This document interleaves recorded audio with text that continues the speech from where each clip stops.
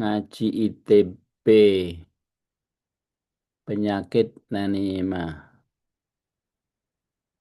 Ya udah, udah. Oke, Suherman, tolong dibuka.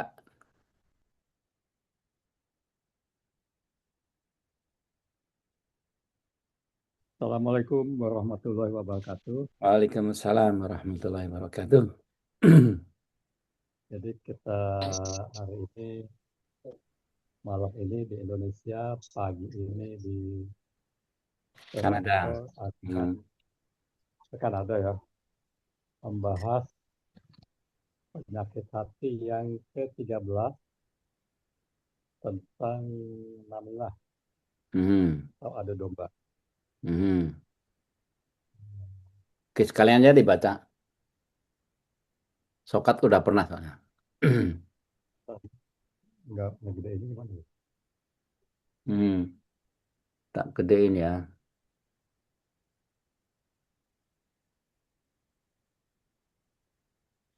Oh, dibaca di sini aja di screen nih kelihatan Terbaca dah. di ya eh, Namimah. ya, Hmm.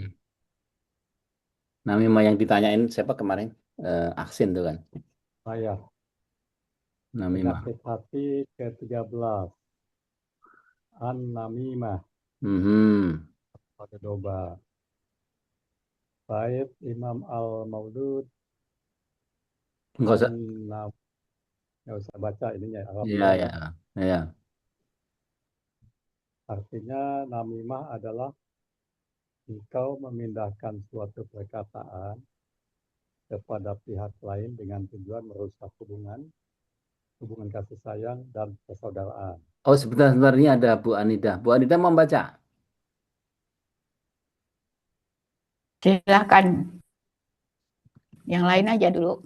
Oh, yang lain baru mulai kok. Enggak kan kita tugaskan Bu Anida. Oh Monggo, iya. monggo Bu Anida. Assalamualaikum.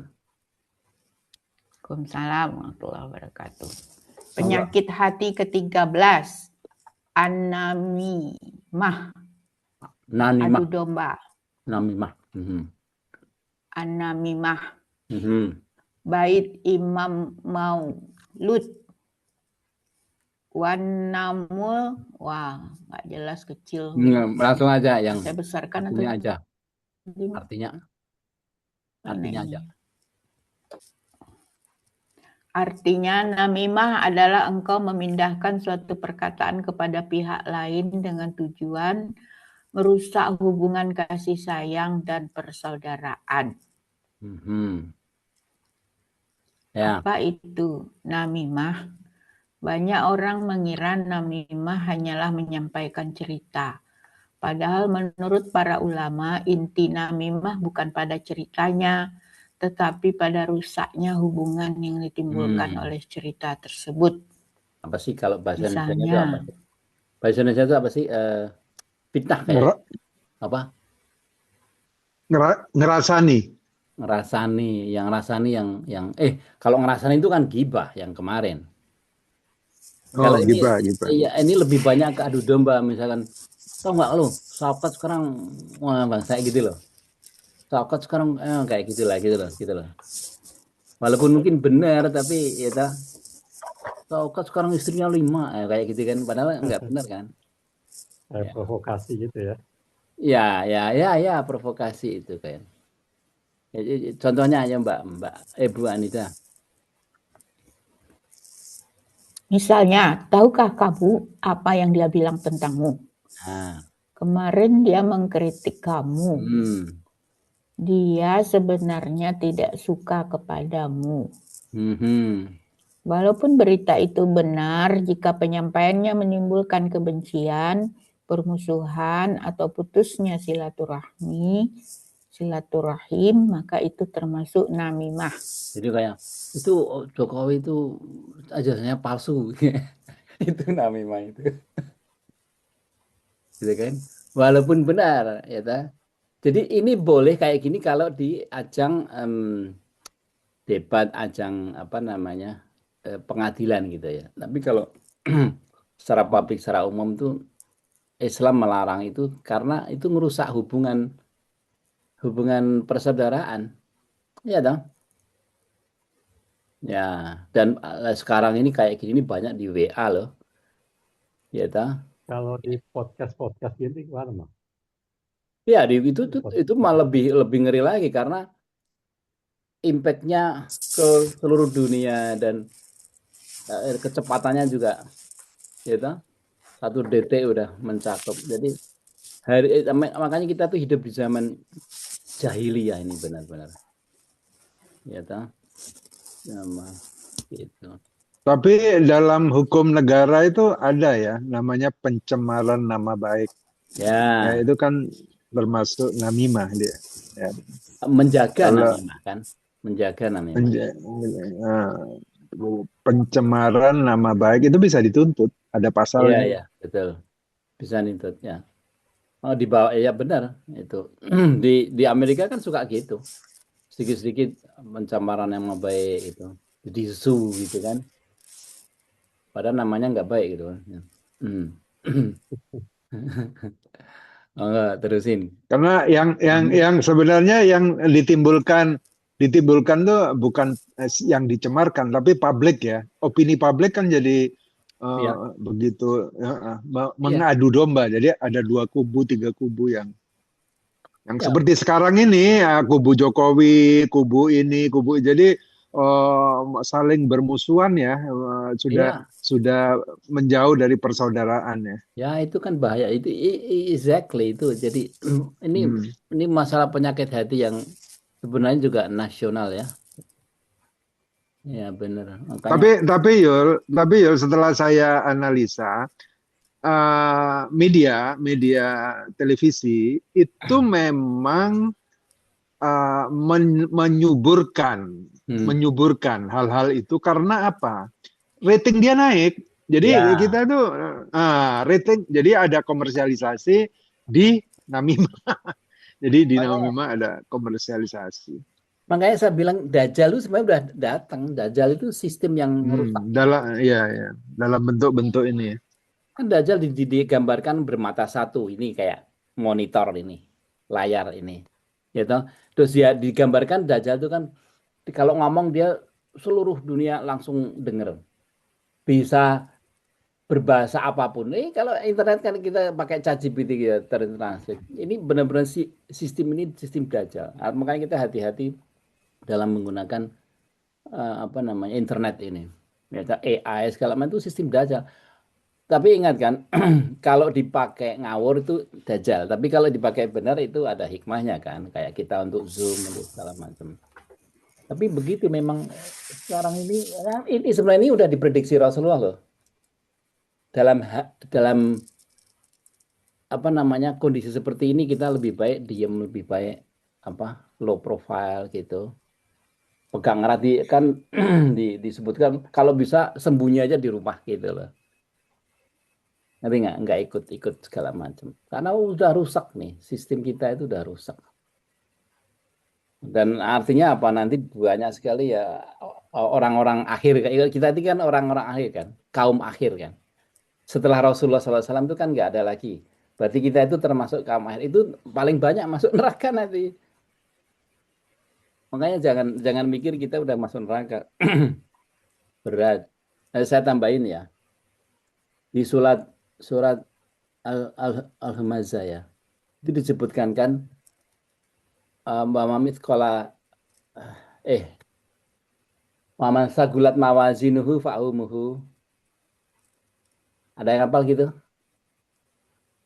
di Quran? Sherman. Oh iya. Waman sagulat mawazinuhu. Hah? Ayo Ina, Ina. Ina masih Waman ngaji sama haffaz Ibet.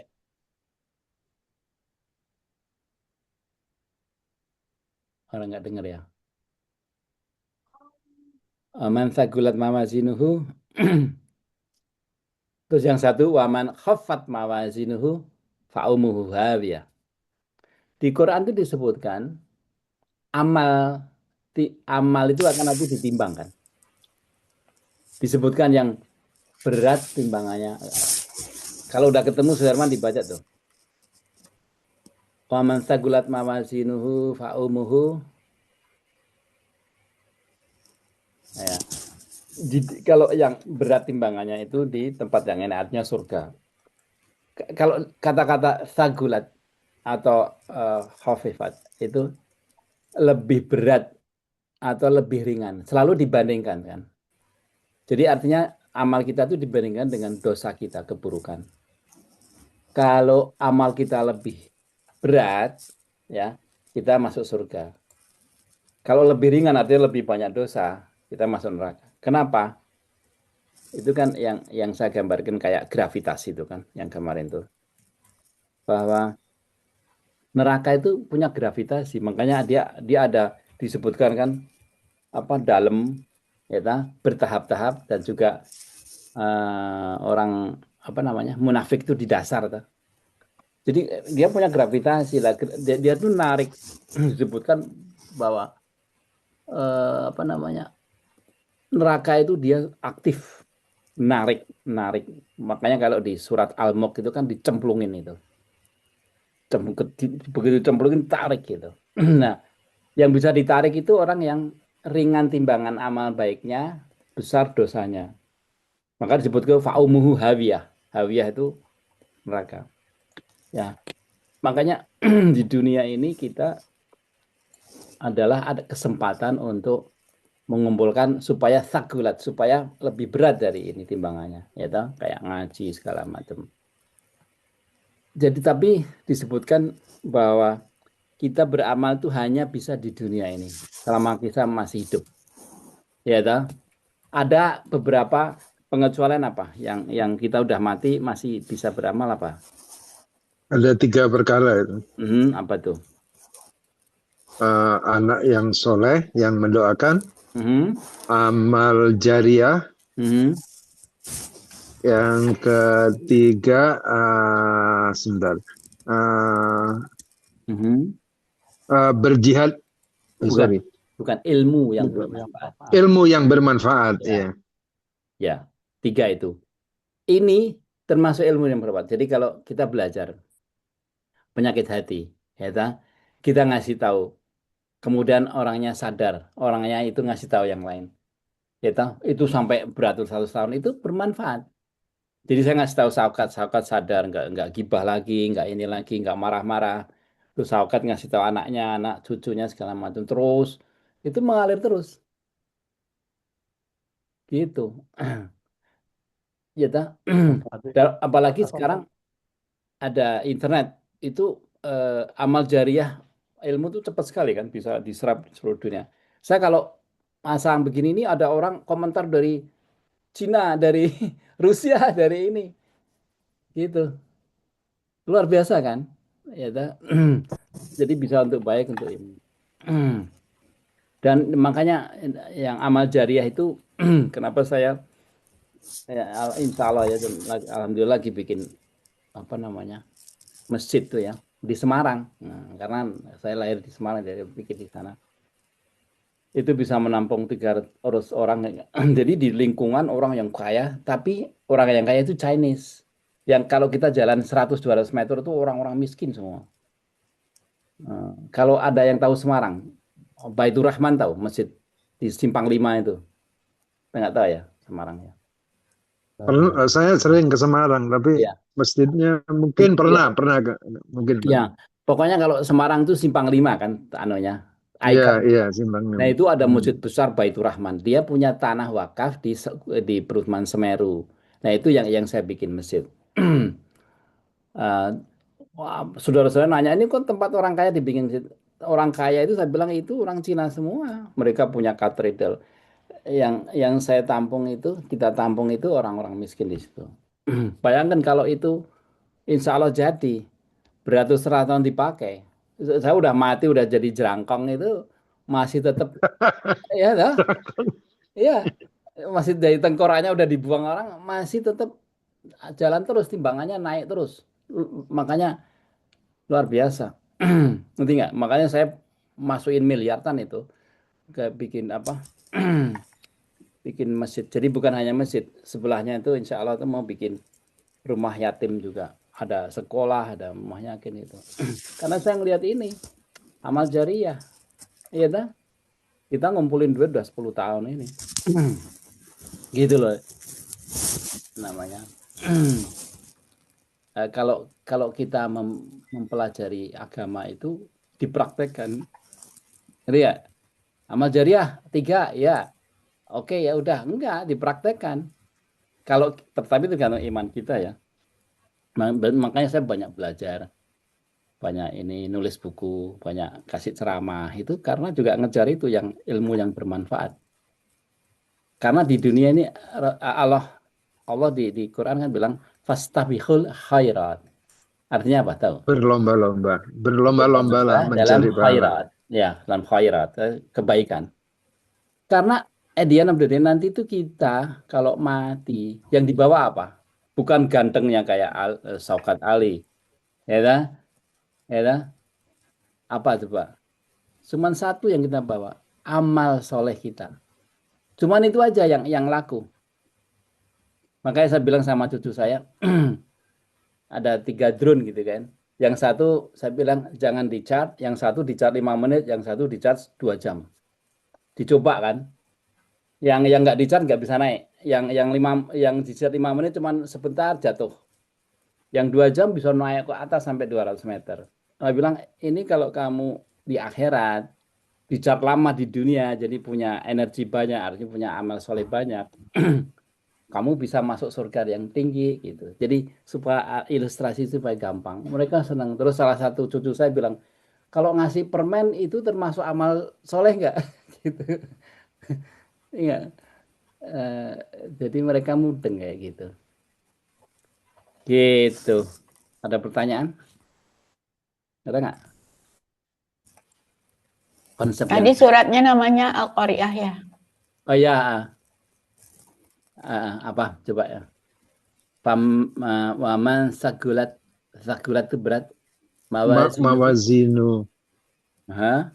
Terus apa terusannya apa? Amma sakulat bawazilu Terus fahuwa fi isati radiyah. radiyah.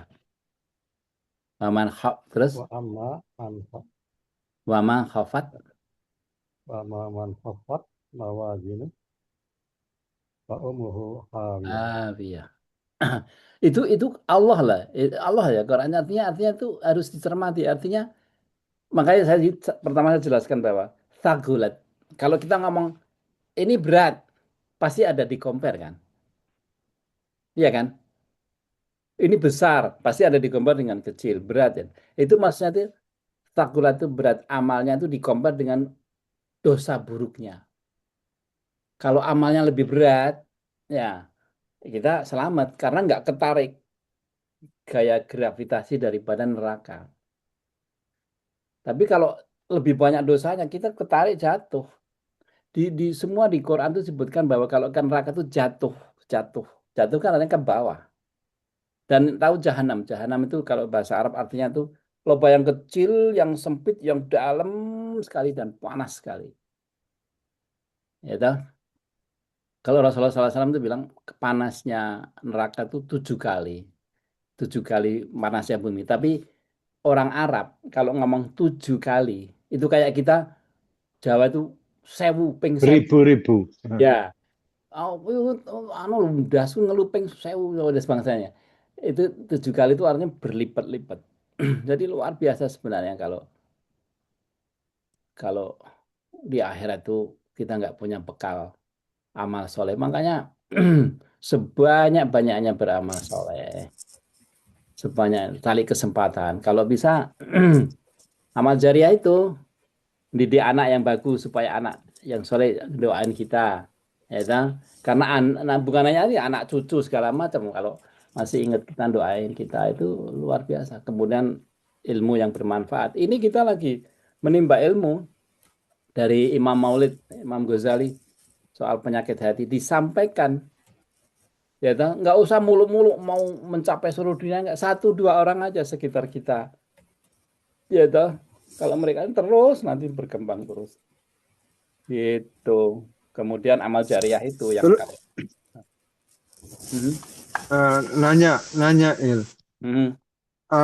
Di samping 3 amalan itu istilahnya deposit ever ya.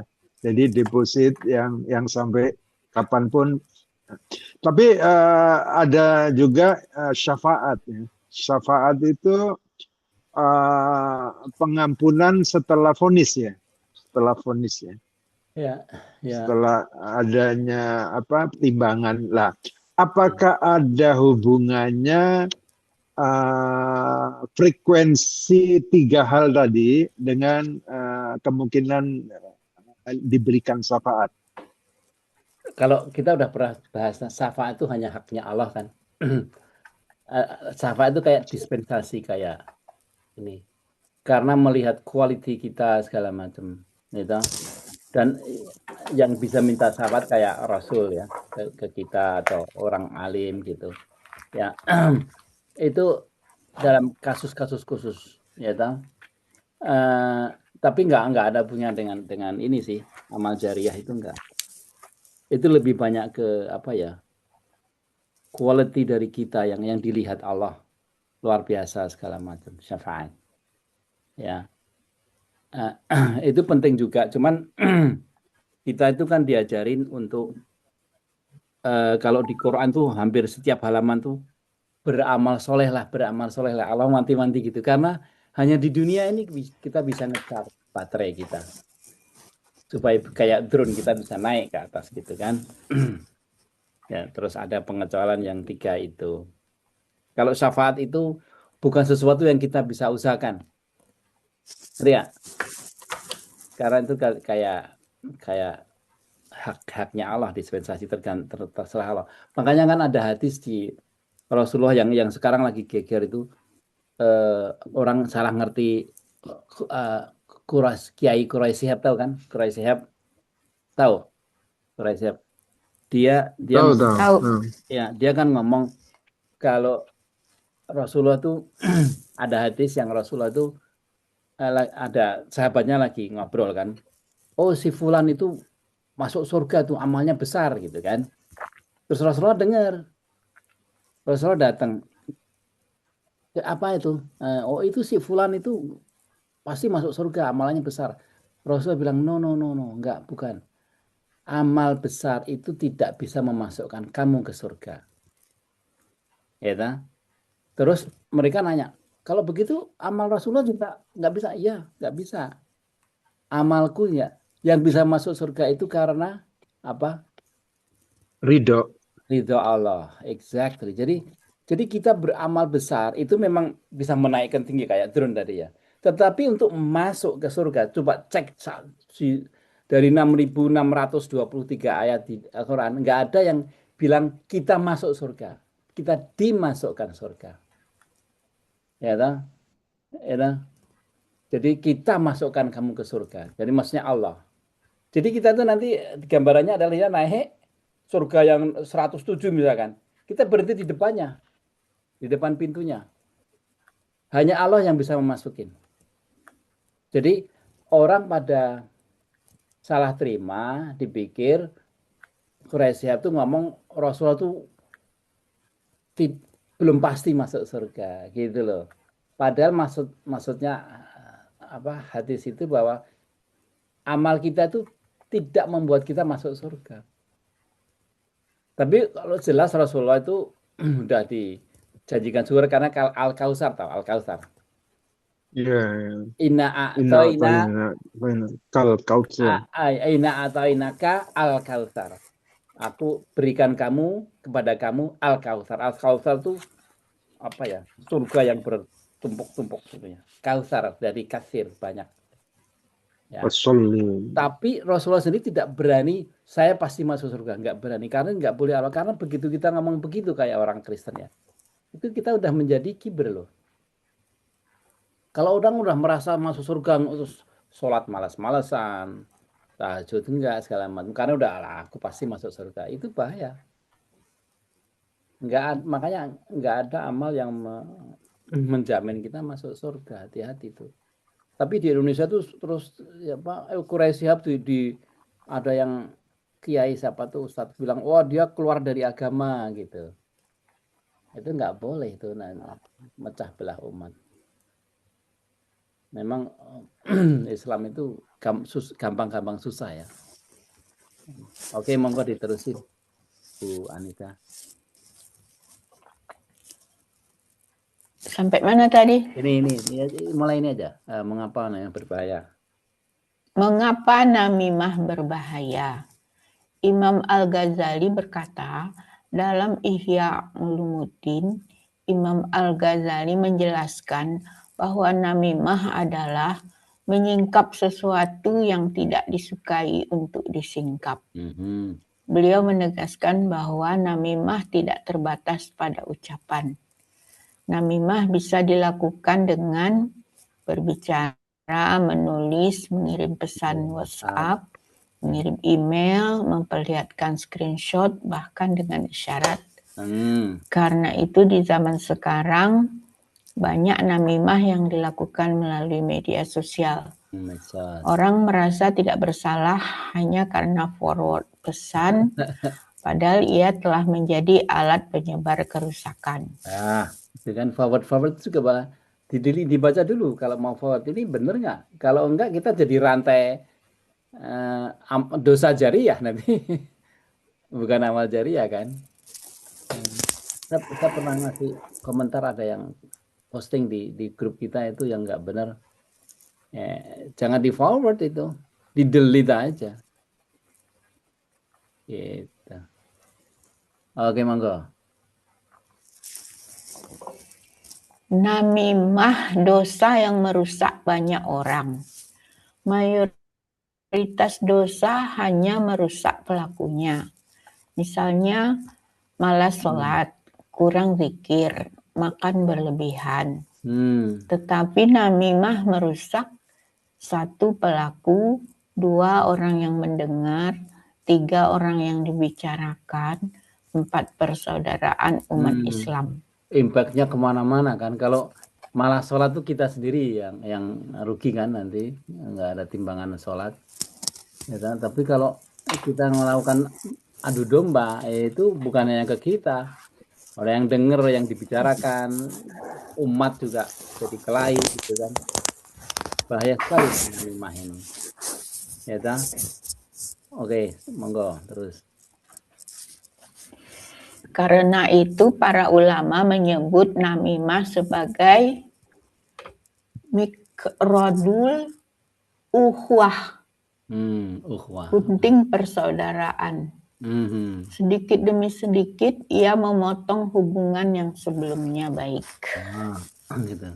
Pernah ngalamin nggak ya sama saudara, sama temen ya, karena namimah ini kita jadi menjauh. Oke. Iya. Oke, terus monggo. Al-Quran tentang namimah. Allah berfirman, a'udzubillahi minasyaitonirrajim, hammazin masya'in binamim. Yang suka mencela dan berjalan ke sana kemari menyebarkan adu domba. Masya Allah. Quran Al-Qalam ayat 11. Ada yang hafal nggak ini? Nun, saya hampir hafal nih. Perhatikan bahwa Allah menyebut berjalan ke sana kemari. Berjalan ke sana kemari. Masya. Artinya pengadu domba. Masya. Pengadu domba biasanya aktif mencari pihak-pihak yang bisa diprovokasi. Ya, ini kan di Indonesia banyak ini kan. Provokator. Ya. Makanya hati-hati hidup. Apalagi sekarang provokator tuh pakai WA, pakai. Ya toh. Ada pertanyaan sampai sini? Ina anteng nih. Oke, monggo terusin.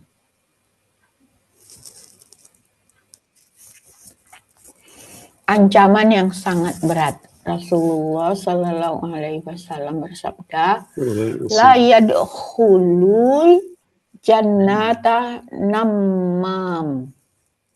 Tidak akan masuk surga seorang pengadu domba. Hadis riwayat Bukhari dan Muslim. Para ulama menjelaskan bahwa hadis ini menunjukkan besarnya dosa namimah. Jika tidak bertaubat, pelakunya terancam mendapat azab yang berat. Sekarang kalau kita tahu teman kita, saudara kita berbuat namimah, kira-kira kita harus gimana?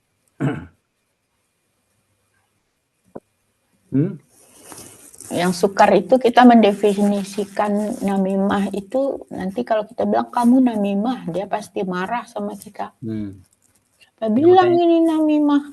Nanti kita bisa lagi dengan dia putus hubungan, silaturahmi dengan yang kita beritahu itu. Makanya misalnya saya contoh ya, saya ngerasain Saukat nih. Ini Saukat nih nggak bener nih. Kalau Bu Anita dengar gitu gimana responnya? Saukat nih apa sih gitu. Dia bisnis ngerugiin orang teman-teman ya kayak gitu maksudnya gitu misalkan. Terus gimana? Gimana Kat? Responsnya gimana sebaiknya? Kalau saya menasihati yang bicara, malah mungkin antagonis. Jadi nggak usahlah bicarain orang apa. Seperti nasihat yang mengerem pembicaraan itu untuk dilanjutkan gitu. Iya, jadi yang halus itu kan membelokkan kan, membelokkan. Ya. Dibelokkan nggak bisa masuk ke situ, agak ya, kita tinggalkan dia.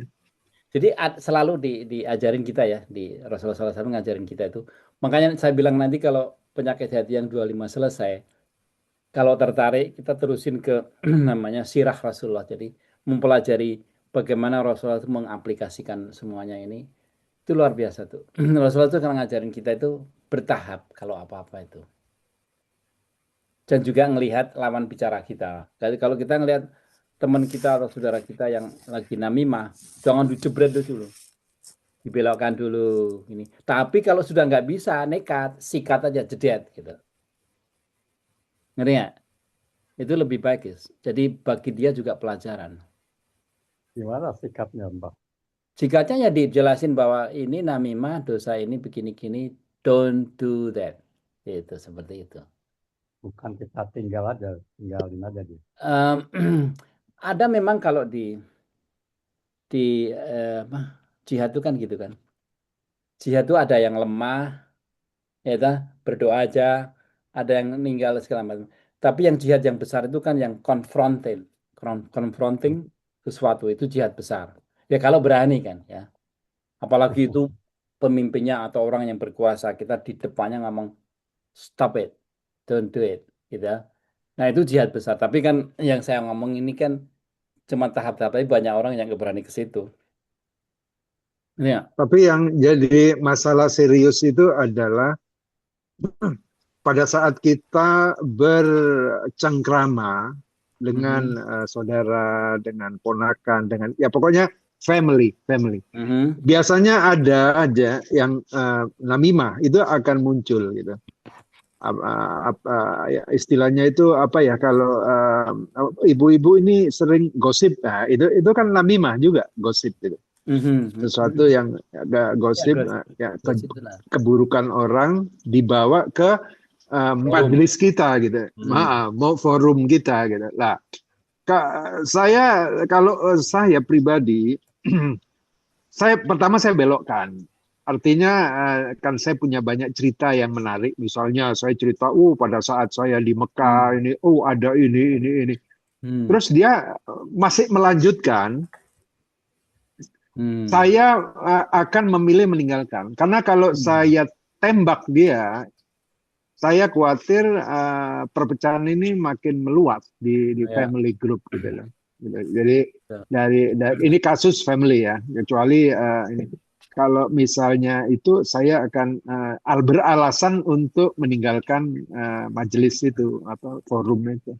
Makanya kan Juriman tadi nanya, memang jadi ada itu namanya jihad kan, ya itu masih lebih baik daripada nggak ngapa-ngapain kan, ya. Tapi yang saya bilang yang jihad yang tinggi, yang nilainya tinggi, berat timbangannya dia itu yang confronting. Tapi yang harus semuanya kita harus dengan wisdom kan, dengan kebijakan, bukan dengan arogan gitu kan. Kalau ngasih tahu, ngerti nggak? Ngasih tahu itu banyak cara. Ya itu namanya diplomasi, itu kita harus belajar diplomasi bagaimana. Rasulullah SAW itu kalau ngasih tahu tuh nggak confronting, tapi tetap dihadepin gitu loh. Ya, tapi dengan halus, dengan gini. Ya. Kalau memang belum bisa, belum mastering ya, belum menguasai untuk apa namanya countering itu, mendingan ditinggal gitu kan, seperti itu. Ya makanya kita banyak belajar ilmu-ilmu itu untuk seperti itu supaya kita bisa di top semuanya gitu loh. Karena sebenarnya kalau kita tahu ya, timbangan amal itu di akhirat itu nanti orang pada panik karena mereka pada pengen balik ke dunia kan, ya. Di setiap surat itu kasih tahu. Karena ternyata semua itu ditimbang, walaupun yang kecil disebutkan itu kan, ya disebutkan mereka tuh semua mereka tuh kayak kita kaget semua loh. Hal yang kecil pun dihitung Allah. Sebesar zarah, miskala dzarratin khairiyarah, miskala dzarratin sarriyarah. Yang kecil, yang baik kecil itu ditimbang loh. Ngerti nggak lah? Makanya kalau saya bilang, saya setelah 10 tahun yang lalu saya memahami itu. Makanya saya niat sholat tahajud 1 juz semalam tiap malam sampai sekarang itu karena saya ngejar itu. Saya ngejar itu. Kalau tahu ya, saya itu karena orang ITB itu suka logika matematik itu. Saya hitung itu. Ya, bahkan kalau sholat sebelum subuh itu kan disebutkan pahalanya 7 kali bumi, ya kan? Saya nggak berani ninggalkan sholat sebelum subuh karena luar biasa kan. Ngerti nggak? Kayak gitu-gitu tuh sebenarnya dikasih tahu di Quran, tapi tergantung kita bagaimana memahami dan melaksanakan, ya kan? Dan di akhirat nanti banyak yang nyesel kayak gini nih. Kan disebutkan qadamat wa akharat. Qadamat wa akharat. Jadi orang tuh nanti gelo, kenapa dulu nggak gini, dulu nggak gitu. Nah sekarang ini kita belajar itu untuk memahami itu, untuk dipraktekkan. Makanya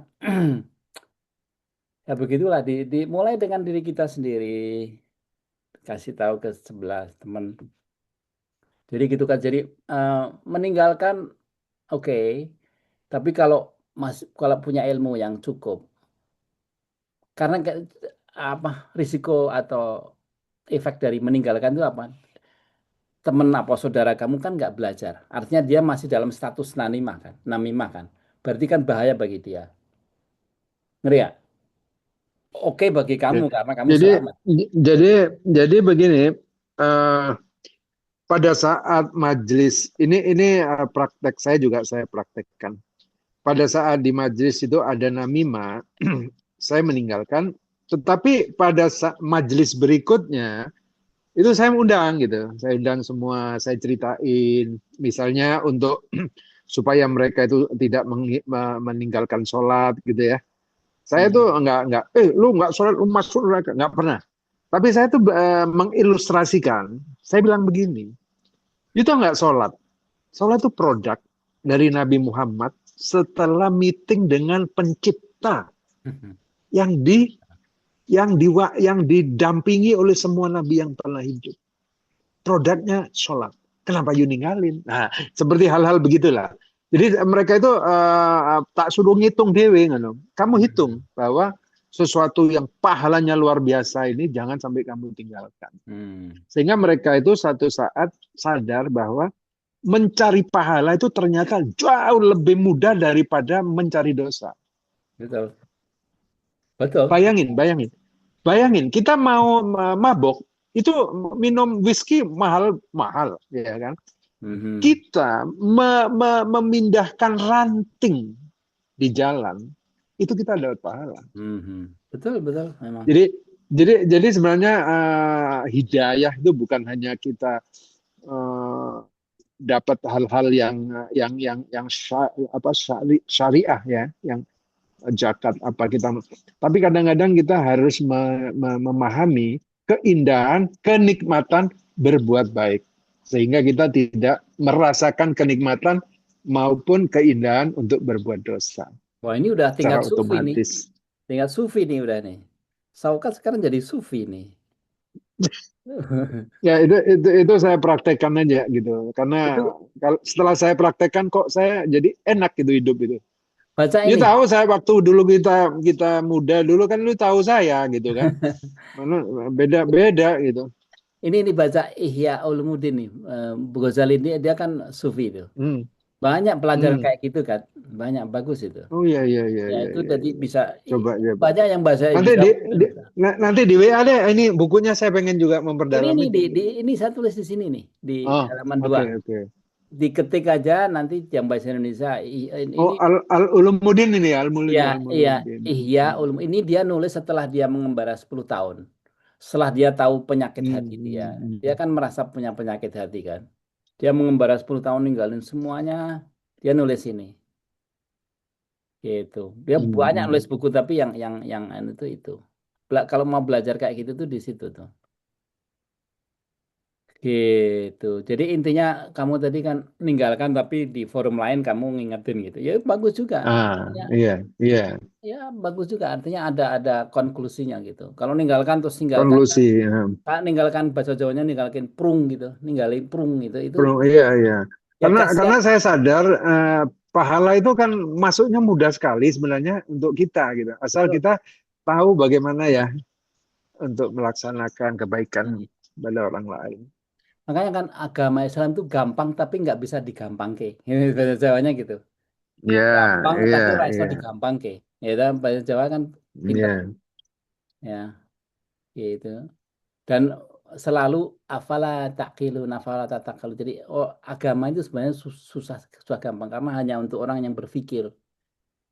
Kalau kita ngomong sama orang kafir nggak akan mudeng. Yang kita ngomongin itu nggak akan mudeng mereka. Gitu. Oke, monggo terusin. Tadi udah sampai di sini ya. Terus hubungan namimah dan ghibah. Imam Al-Ghazali menjelaskan ghibah membicarakan aib seseorang di belakangnya. Namimah memindahkan pembicaraan tersebut kepada pihak lain untuk menimbulkan kerusakan. Maka setiap namimah hampir pasti mengandung ghibah. Iya. Tetapi tidak setiap ghibah menjadi namimah. Jelas ya. Contoh, A berkata buruk tentang B. Jika hanya dibicarakan, itu ghibah. Jika disampaikan kepada B, namimah. Itu kan jadi permusuhan nanti, ya kan? Gitu. Coba jadi orang Islam yang hatinya bersih, nggak ada penyakit-penyakit itu kan luar biasa ya. Kita pasti seneng deket sama. Makanya kan di Quran dianjurkan kita itu banyak-banyak deket ke orang yang soleh. Bahkan Nabi Ibrahim tuh doanya begitu kan. Attach me apa dekatkan aku dengan orang-orang baik. Itu Nabi Ibrahim, tingkatnya Nabi Ibrahim. Karena kita kalau hidup dengan orang baik itu bisa terimbas gitu. Mereka omongannya enak segala macam. Ya. Oke, monggo terus. Kita selesain aja. Karena itu namimah sering dianggap lebih berbahaya. Mengapa orang suka namimah? Imam Al-Ghazali menyebut beberapa sebab. 1, ingin diterima dalam kelompok. Agar dianggap dekat dan punya informasi. Kayak peer pressure gitu, peer pressure. Makanya sekarang banyak orang tua yang nggak mau nyekolahin ke sekolah umum, ya kan? Kalau di sini tuh sekolah negeri segala macam tuh karena mereka tuh ada peer pressure, jadi ke teman-temannya jadi membawa mereka ke yang nggak karuan gitu. Karena kalau kita nggak ikut, anak-anak itu nggak ikut, jadi apa namanya jadi disingkirin gitu loh. Ini kelompok ini juga bahaya. Ya, terusin. 2 dengki, tidak suka melihat 2 orang akur.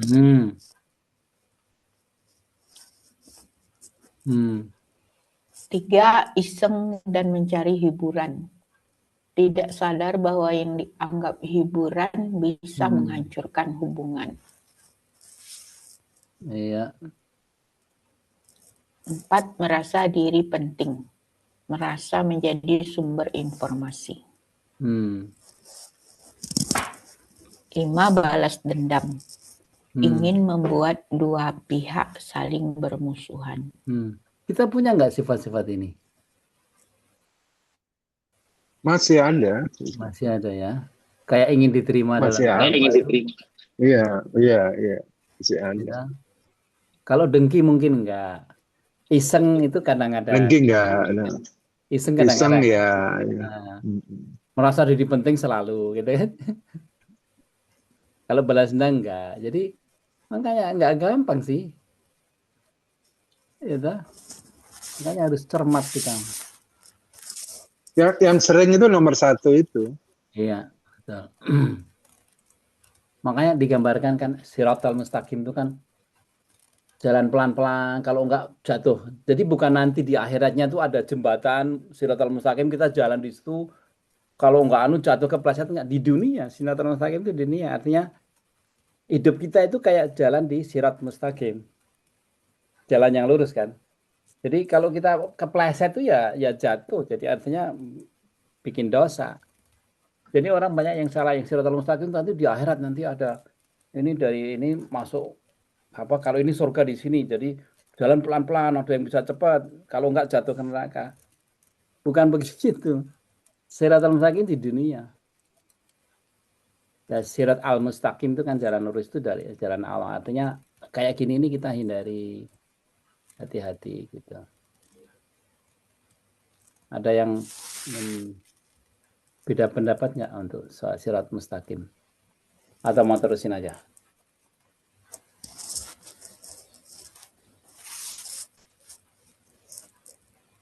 Enggak, Bu. Bu Anda. Tanda-tanda kita terkena namimah. Senang mendengar gosip. Selalu ingin tahu urusan orang lain. Tidak tahan menyimpan cerita. Merasa puas setelah menyampaikan informasi sensitif. Menjadi orang pertama yang menyebarkan kabar. Ya ini kan, ini kan sebenarnya halus itu. Kayaknya kita senang semuanya nih. Senang dengar gosip. Wah, Juha sekarang kayak gitu, kebangsanya gitu kan. Selalu ingin tahu urusan orang lain. Ini ngapain sih dia gitu? Gitu kan. Tidak ada cerita-cerita yang nggak perlu diceritain. Ini penyakit semua nih. Ya.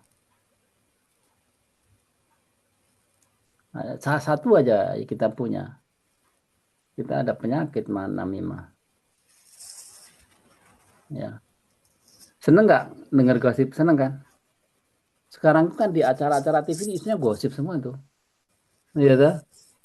Pakai AI dia bacain gitu. Gosip semua. Oke. Kalau nggak ada pertanyaan terus. Jika salah satu ada pada diri kita, itu tanda yang perlu diwaspadai.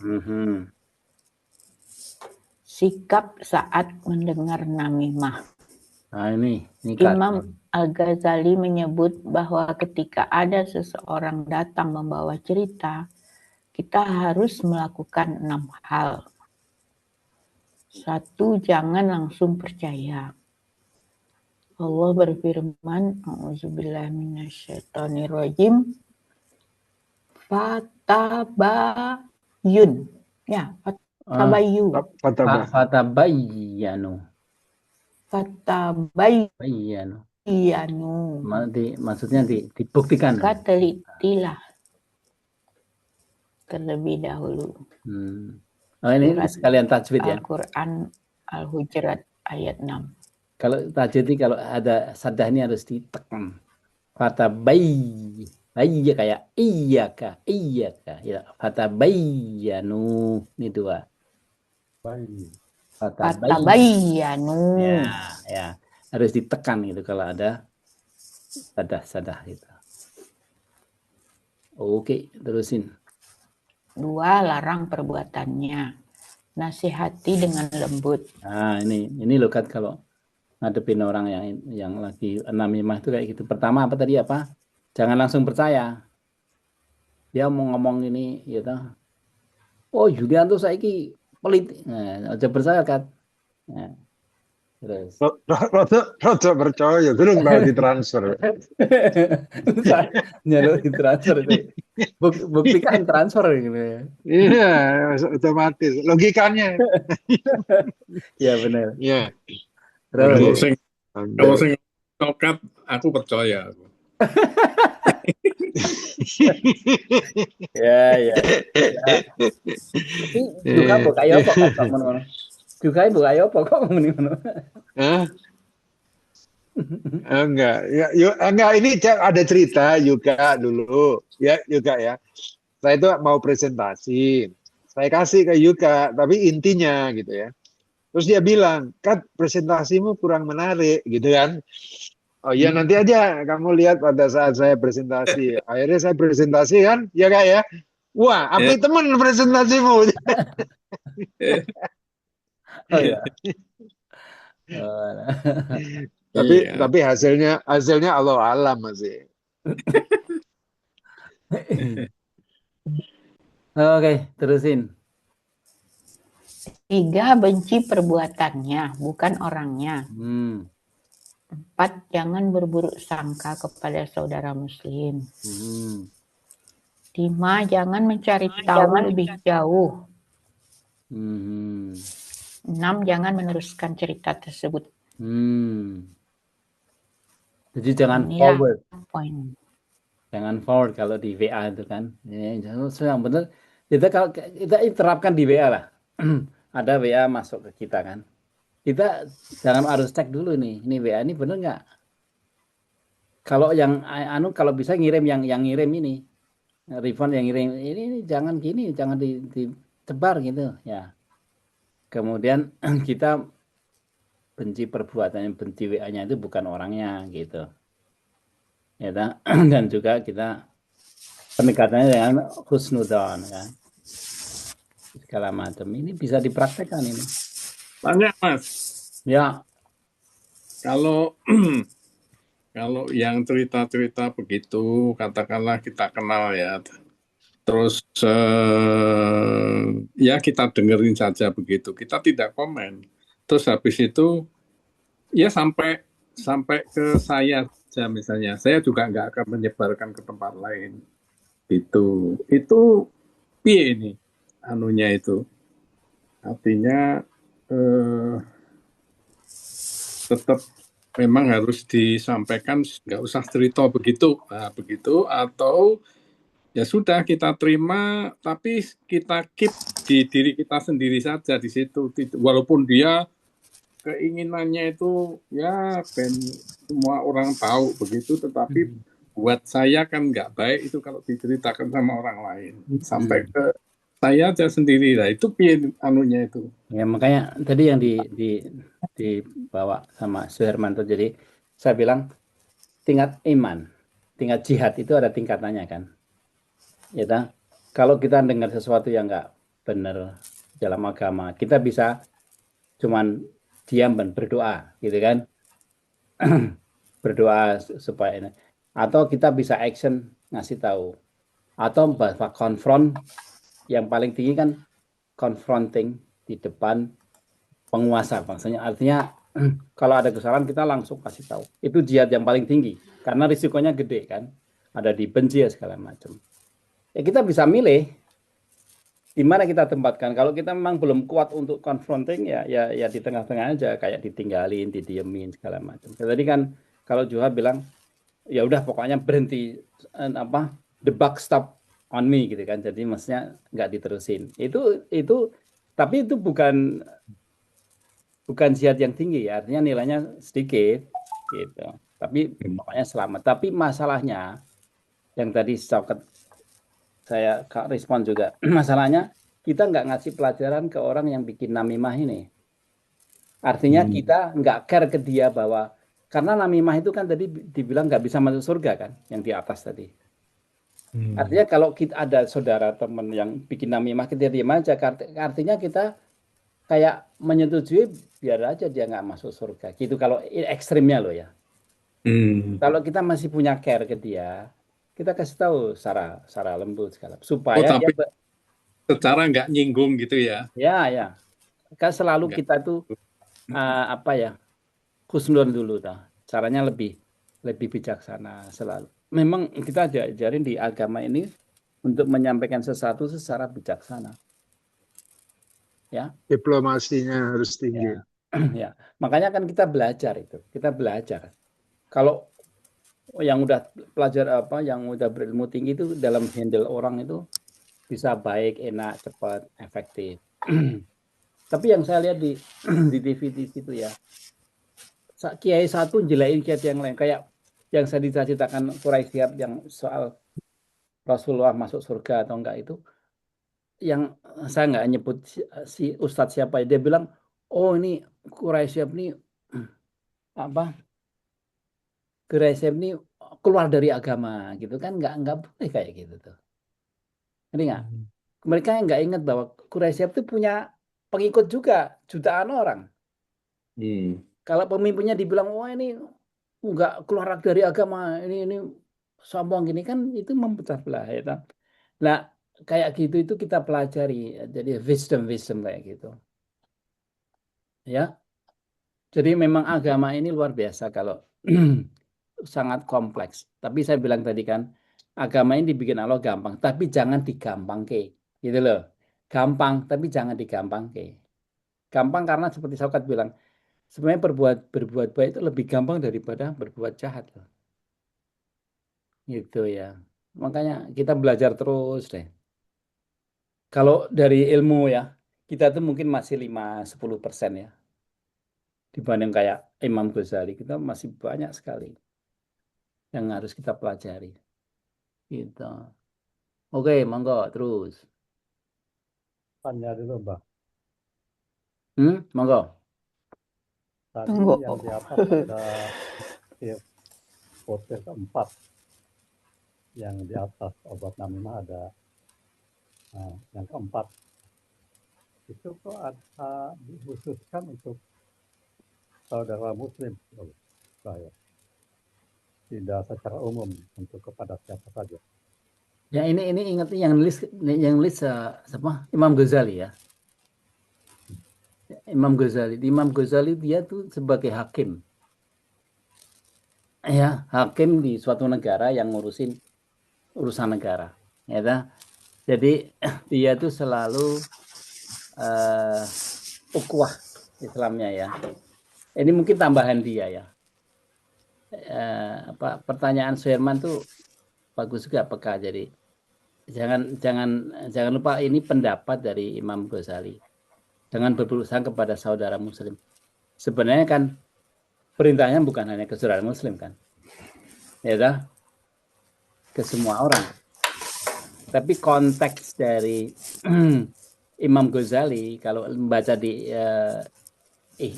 Ihya Ulumuddin itu, dia itu bertanggung jawab untuk menjaga ukhuwah Islamiyah itu. Jadi dia objek dia itu orang muslim gitu. Di zaman dulu tuh kan satu negara tuh muslim semua kan. Ya gitu.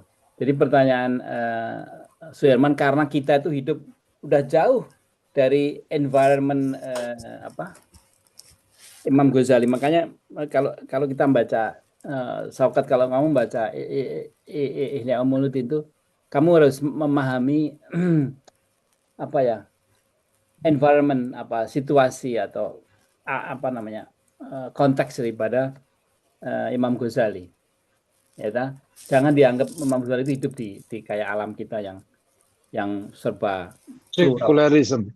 Ya, sekuler juga plural segala macam. Mereka tuh belum plural waktu itu kan, masih environment masih gampang. Semuanya Muslim, kira-kira ya. Nggak ada internet, nggak ada ini. Tapi pertanyaannya bagus. Jadi saya beberapa ketemu Sherman nih kritis ya. Apa namanya? Ada asbabnya ya, ada asbabnya ya. Ya. Artinya kita lihat konteksnya. Selalu di Quran pun kan kita diajarin lihat baca setiap ayat tuh harus ada konteksnya kan.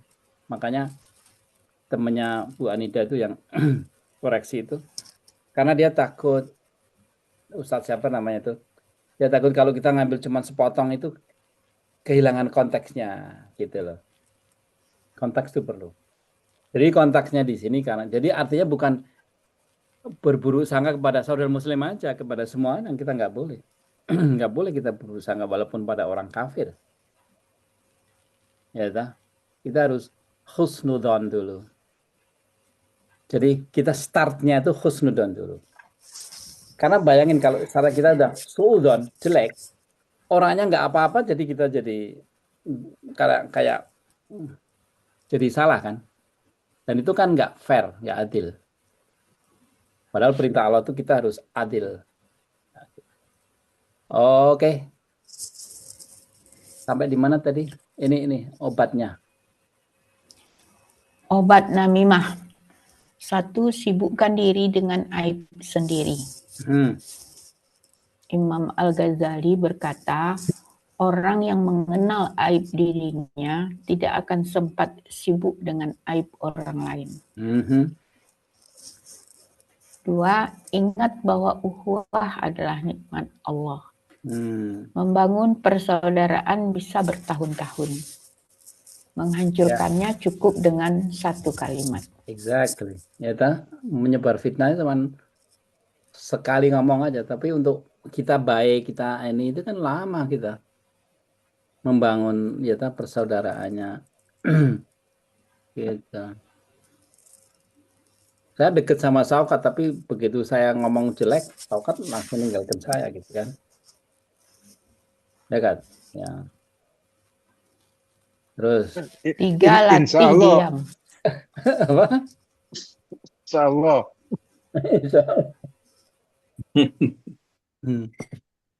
Oke, terus monggo. Rasulullah Shallallahu Alaihi Wasallam bersabda, barang siapa beriman kepada Allah dan hari akhir, hendaklah berkata baik atau diam. Hadis riwayat Bukhari dan Muslim. Rasulullah SAW tuh nggak banyak bicara loh, sampai Aisyah itu kan cerdas sekali ya. Dia bisa merekod semua kata-kata Rasul dalam sehari itu. Artinya nggak terlalu banyak ngomong, tapi kalau berbicara penting dan jelas gitu. Udah nggak ngomong terus. Apalagi sekarang yang, kalau saya ngelihat orang ya, sekarang nggak ada orang ya jalan diem tuh nggak ada. Jadi kayak orang gila, karena teleponnya begini kan, dia ngomong gitu. Nyebrang jalan ini sekarang ngomong gitu. Itu lagi ngapa ayat itu Mas. ini khusnudon nih, bagus nih. Jadi kalau lihat di sini tuh diam karena dengan diam itu pikiran yang berbicara, pikiran jadi mikir gitu. Tapi kalau kita ngomong pikiran berhenti gitu. Ya gitu, latihan diam. Tapi jangan dalam diskusi kita diam jadi orang bodoh. Oke, terus 4. Berdoa untuk orang yang dibicarakan. Ini mematikan akar kebencian dalam hati. Agak susah loh. Sekarang coba masing-masing berdoa untuk Jokowi. Ada yang bisa?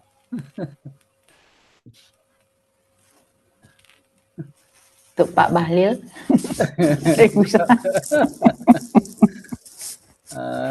Gitu. Susah kan? Nggak gampang kan? Nggak gampang. Untuk itu nggak gampang ini. Untuk Pak Teddy mau cerita, mau berdoa untuk Pak Teddy.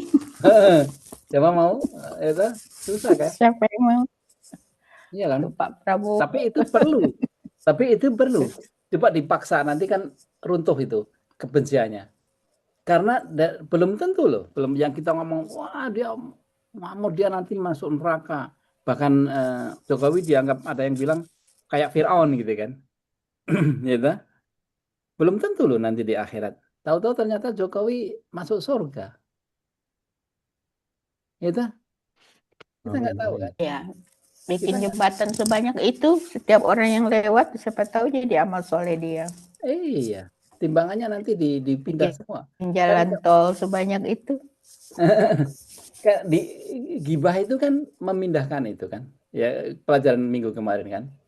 Kita banyak gibah itu artinya kita bisa ngasih gratis amal kita ke dia dan kita ngambil dosa dia. Ingat nggak pelajaran gibah kemarin? Yang paling mengerikan itu kan. Kalau kita mau gibah kita ingat kita siap nggak ngasih amal kita yang baik ke dia. Itu loh sampai begitu loh nasihatnya. Coba dibaca lagi deh besok. Itu jadi hati-hati. Oke, terakhir nih. Pak, Ya, monggo. Siapa yang mau ngomong? mau nambahin ya. Hmm.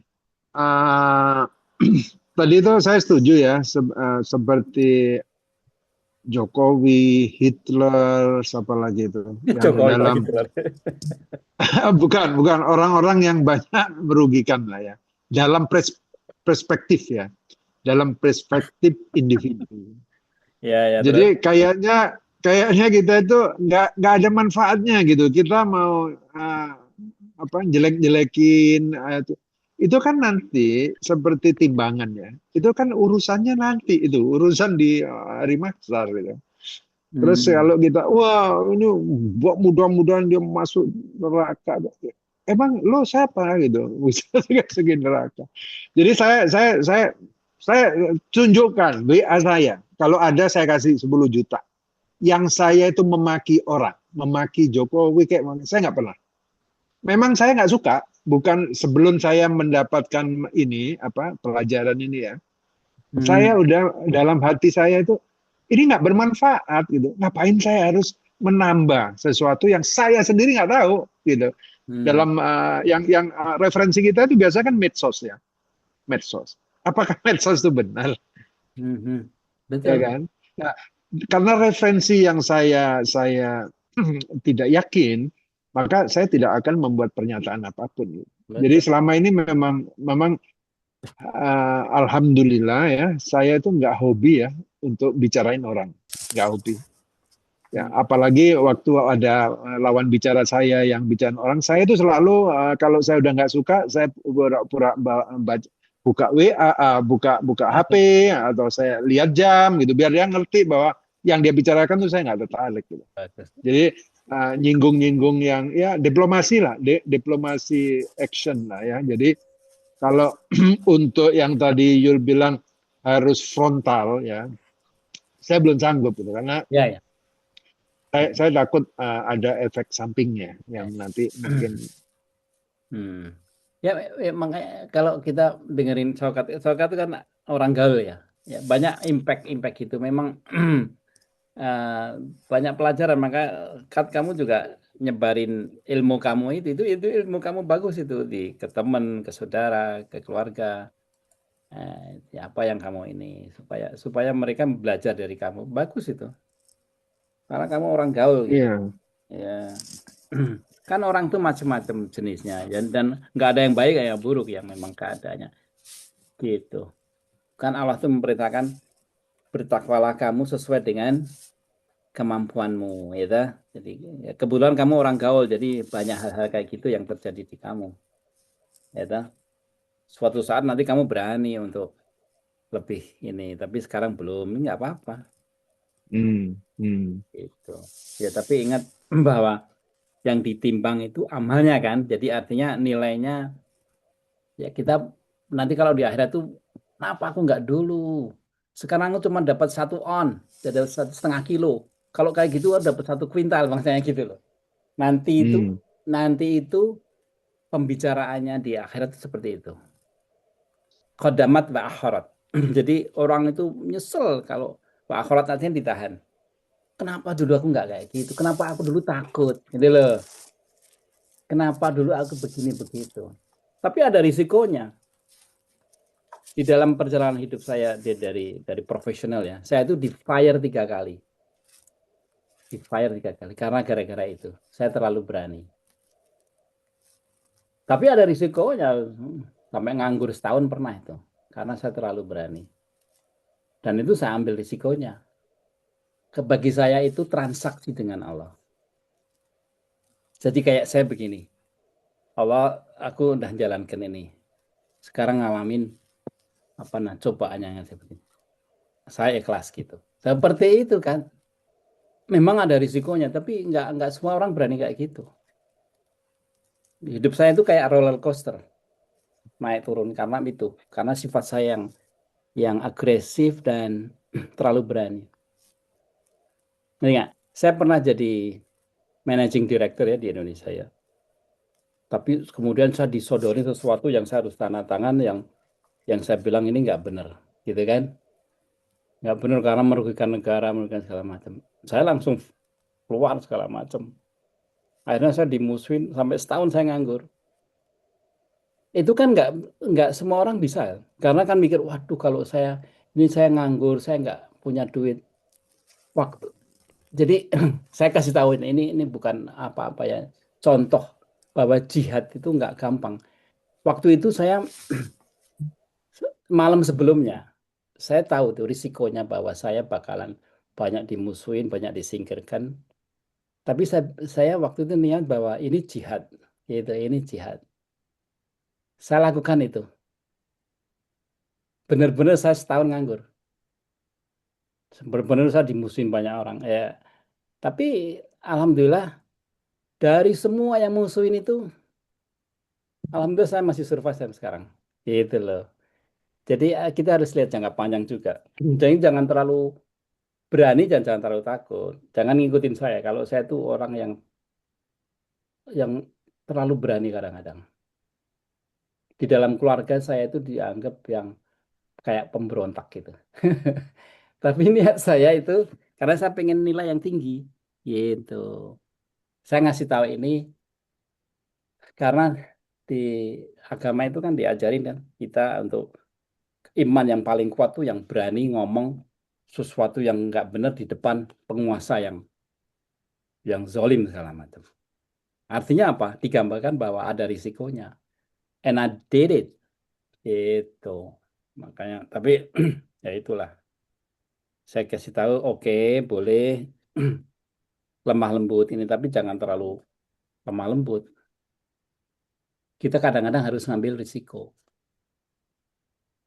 Oke, monggo terusin, Bu, untuk kesimpulan. Renungan untuk muhasabah. Sebelum menyampaikan sebuah cerita, tanyakan. 1, apakah ini benar? 2, apakah ini perlu disampaikan?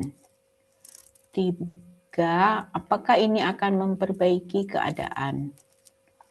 4, apakah Allah ridha jika saya menyampaikannya? 5, jika cerita ini tentang saya, apakah saya suka orang lain menyebarkannya? Jika salah satu jawabannya tidak, maka diam lebih dekat kepada keselamatan.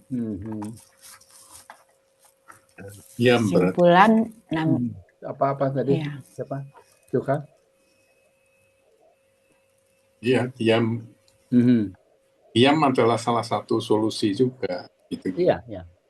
Ini dalam konteks ini ya, dalam konteks namimah tadi ya. Ya, jadi kalau kita ada berita yang namimah itu, kita jangan forward, misalnya gampangnya gitu kan, jangan forward. Ya, minimum diam. Tapi kan ini kan ya, kalau disebut lebih dekat keselamatan itu kan minimum, bare minimum. Ya kan? Di dalam makanya disindir kan di Quran itu, kalau soal jihad kita tuh selalu cenderung bare minimum, seminim. Tapi soal minta pahala segala macam kita minta banyak, itu disindir di Quran. Ngerti nggak? Ngerti maksudnya? Jadi kita tuh di encourage untuk lebih berani, lebih jangan sesuatu yang cuma minimum itu. Karena kalau kita dalam kebaikan, dalam kita minta pahala yang besar gitu kan. Tapi gilirannya kewajiban, kita mau yang minimum. Hak mau besar. Yaitu surat Mudathir juga memang begitu kan. Orang tafsir. Jadi semua ini konteks kalau kita baca di ilmu sufi itu kan bagaimana kita selamat. Ya kan? Tapi kalau konteks ketimbangan di akhirat itu kan bagaimana kita sebanyak-banyaknya ilmu, amal gitu kan. Sahabat-sahabat Rasulullah SAW itu berat hidupnya karena apa? Mereka semua toh nyawa. Kalau kita cuman dibenci orang, dijauhin. Kalau mereka mati, gitu loh. Risikonya mati, dibunuh. Oh, ayam ya? Dibunuh segala macam, jadi hartanya hilang. Gitu. Mereka lebih dahsyat ininya, challenge-nya. Tapi mereka kerjain karena pengen surga yang tinggi, yang segala macam. Ya. Jadi kayak kalau bahasa Inggrisnya itu play safe. Play safe oke untuk awal-awal. Ya, tapi kalau kita belajar terus, akhirnya kita harus meningkat. Di dapur Ya, oke, monggo terus kesimpulan, Bu Anida. Kesimpulan, namimah bukan sekedar bercerita. Ia adalah penyakit hati yang menghancurkan persaudaraan, menanam benih kebencian, dan memutus silaturahim. Imam Al-Maulud mengingatkan bahwa namimah lahir dari hati yang belum bersih. Sementara Imam Al-Ghazali menegaskan bahwa seorang mukmin sejati adalah orang yang menjadi sebab bersatunya hati manusia, bukan sebab perpecahannya. Menyatukan dua hati yang berselisih lebih dicintai Allah daripada menyebarkan 1000 cerita yang benar tetapi merusak. Ya, kita lihat ya, kata-kata ini dalam agama itu selalu luar biasa ya, dalamnya ya. Enak gitu. Nasihatnya enak gitu. Ya, oke, sebagai penutup ada pertanyaan lagi. Memang kalau kita belajar agama seperti ini tuh banyak benang merahnya ya, kita harus lebih banyak ke judgment kita. Terus kemudian juga perintah Allah bahwa bertakwalah kamu sesuai dengan keadaanmu. Jadi jangan kita paksain gitu. Kalau kita memang belum sampai ke sana ya kayak diam aja dulu gitu. Seperti itu tuh lebih selamat. Kalau sudah lama-lama kayak bayi lah. Merangkak. Saya waktu lihat cucu saya namanya Sarah itu kan. Waktu dia belajar jatuh gitu. Sekarang udah bisa lari-lari kayak gitu. Kita belajar kayak gitu. Pelan-pelan. Tapi jangan terus jadi bayi terus jalan merangkak-rangkak terus. Karena harus bisa lari gitu. Dalam agama juga gitu. Semakin tinggi ilmu kita, semakin banyak diambil manfaat sama lingkungan kita. Karena kan ada 3 amal yang mengalir kan. Ilmu yang bermanfaat, anak yang mendoakan, sama amal jariah. Seperti yang Sokat bilang tadi. Kita nyari yang itu. Insya Allah kalau nggak ada, monggo Suherman ditutup.